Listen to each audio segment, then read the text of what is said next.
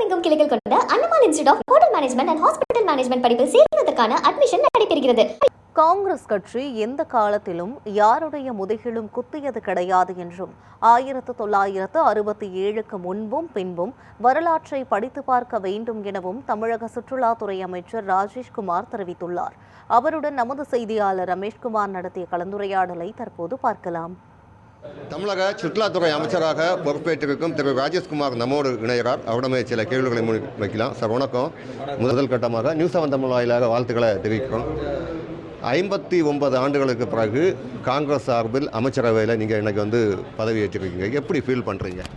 இல்லை, இந்த சமயம் ஒரு மகிழ்ச்சியான தருணம்னு நான் உணர்கிறேன். ஏனென்றால் காங்கிரஸ் கட்சியினுடைய கடைநிலை தொண்டர்களுடைய விருப்பம் 1967க்கு பிறகு 59 வருஷமாக எப்படியாவது காங்கிரஸ் கட்சி ஆட்சியில் வருமானு நினச்சாங்க.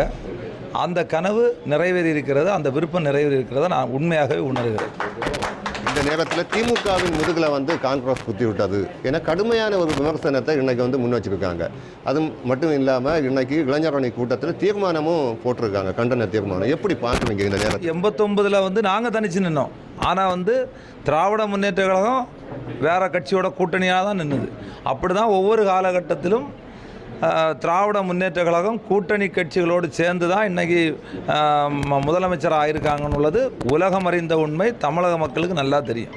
இதே பகுதியில் இருக்கக்கூடிய மதிப்பிற்குரிய மனோ தங்கராஜ் அவர்கள் பால்வளத்துறையினுடைய அமைச்சராக இருந்தார், தொழில்நுட்பத்துறையினுடைய அமைச்சராக இருந்தார். அவர் இருக்கக்கூடிய டைமில் நாங்கள் எல்லாம் சேர்ந்து கனிம வளம், அதாவது திருநெல்வேலி மாவட்டமாக இருக்கட்டும், தென்காசி மாவட்டமாக இருக்கட்டும், அல்லது தூத்துக்குடியாக இருக்கட்டும், அல்லது நம்முடைய மாவட்டமாக இருக்கட்டும், இங்கேருந்து கேரளாவுக்கு கனிம வளம் கொண்டு செல்லக்கூடாது, இயற்கை வளம் அழிந்து போகும்னு சொல்லி ஒவ்வொரு காலகட்டத்திலையும் அதற்கு தடை விதிக்கப்பட்டு நீதிமன்றம் வரைக்கும் போனது எல்லாருக்கும் தெரியும். முடிந்த அளவுக்கு தடுத்ததும் தெரியும். ஆனால் இன்றைக்கி அந்த மனோபாவம் எப்படி மாறுது? இப்போ ஆட்சியில் கிடையாது. இப்போ இன்றைக்கி மக்கள் ஜனநாயக முறையில் ஒரு ஆட்சியை தேர்ந்தெடுத்திருக்கு.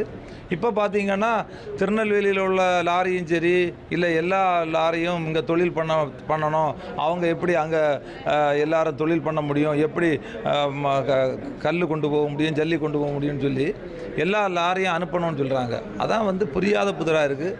அப்போ உள்ளால் ஒன்று வெளியில் ஒன்று, இவங்களுடைய உண்மையான வேடம் இப்போ தான் புரியுது. அதனால் இதை மக்கள் நன்றாக பார்த்துட்டு இருக்காங்க.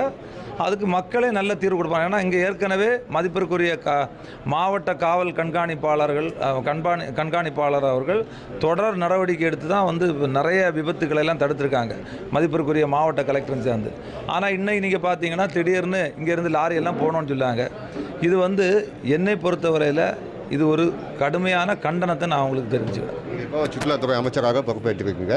தமிழ்நாட்டிலே அதிக சுற்றுலா தலங்கள் நிறைந்த ஒரு மாவட்டம் கன்னியாகுமரி மாவட்டம். எந்த மாதிரி திட்டங்களை முதல் கட்டமாக முன்னெடுக்க போவீங்க? இப்போது கன்னியாகுமரியாக இருக்கட்டும், அங்கே இருக்கக்கூடிய விவேகானந்தர் ராக்கு, திருவள்ளுவர் சிலை, அது மாதிரி திருப்பரப்பு ஃபால்ஸு, சுசீந்திரம், இனி திக்கிருச்சி கோயில், இப்படி நிறைய டெம்பிள்ஸ் சம்பந்தமான சுற்றுலாத்தலமும் இருக்குது.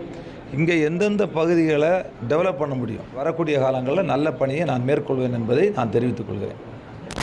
நியூஸ் 7 தமிழுக்காக கன்னியாகுமரி மாவட்டத்திலிருந்து ரமேஷ்குமார்.